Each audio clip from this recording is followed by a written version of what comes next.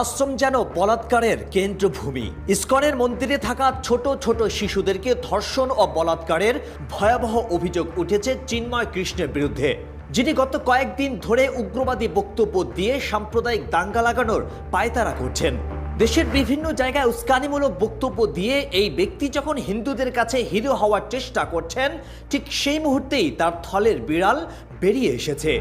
MB টাইমসের অনুসন্ধানে এমন বেশ কিছু শিশুর বক্তব্য পাওয়া গেছে যারা চট্টগ্রামের ইসকন মন্দিরের আশ্রমে সাধনা করত। সেখানকার অনেক শিশুই এই ভণ্ড সন্ন্যাসীর হাতে ধর্ষিত হয়েছে। চিন্ময় কৃষ্ণ ওরফে চন্দন ধর ছিল চট্টগ্রাম ইসকন মন্দিরের প্রধান বা অধ্যক্ষ। সেই সুযোগে রাতের বেলা আশ্রমের আবাসিক রুমে গিয়ে বাচ্চাদের ডেকে নিয়ে ধর্ষণ করার চেষ্টা করত।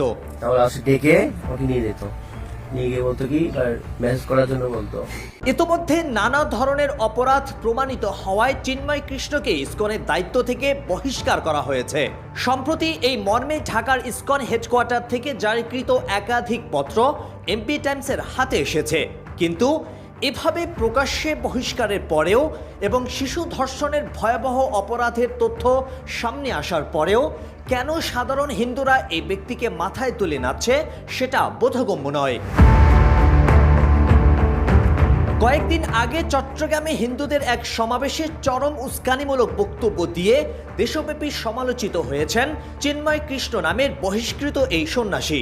তিনি বলেছেন, স্বর্ণা দাস নামে 13 বছরের যে কিশোরী সীমান্তে বিএসএফ এর গুলিতে মারা গেছে, সে নাকি বাংলাদেশি মুসলিমদের অত্যাচারে অতিষ্ঠ হয়ে ইচ্ছে করে বিএসএফ এর গুলির সামনে বুক পেতে আত্মহত্যা করেছে। বিএসএফ এর গুলিতে মরতে গিয়েছে কারণ এখানে বেঁচে থাকা তাদের জন্য একটা জীবন মৃত্যুর প্রহসন ছাড়ার কিছুই নয়।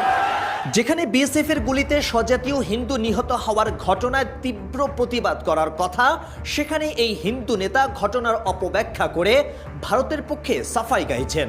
তার যাবতীয় তৎপরতা যাচাই করে অনেকেই আশঙ্কা করছেন এই ব্যক্তি প্রতিবেশী রাষ্ট্রের ইন্ধনে বাংলাদেশে সাম্প্রদায়িক দাঙ্গা ছড়ানোর পায়তারা করছে।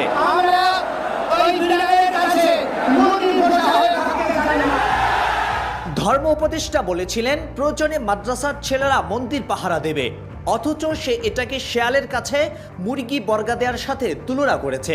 কিন্তু কোন মাদ্রাসার ছাত্র কবে কোন মন্দিরে হামলা করেছে তার একটা প্রমাণও সে দেখাতে পারেনি। উপরন্তু ফরিদপুরে প্রতিমা ভাঙচুরের ঘটনায় গতকাল রঞ্জিত বিশ্বাস নামে ভারতীয় এক হিন্দুকে পুলিশ গ্রেফতার করেছে।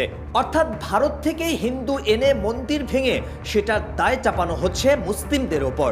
এগুলোর পেছনে এদের অন্যতম উদ্দেশ্য হচ্ছে সাম্প্রদায়িক দাঙ্গা লাগিয়ে শেখ হাসিনাকে ক্ষমতায় ফিরিয়ে আনার রাস্তা সুগম করা। চিন্ময় কৃষ্ণের মতো উগ্রবাদী ভণ্ড সন্ন্যাসী যারা মন্দিরে আশ্রয় নেওয়া ছোট ছোট শিশুদের ধর্ষণ করে বেড়ায়, এমন সমকামী শিশুকামী ধর্ষকদের কথায় যদি বাংলাদেশের সাধারণ হিন্দুরা উঠবস করে, তাহলে এদেশের হিন্দুদের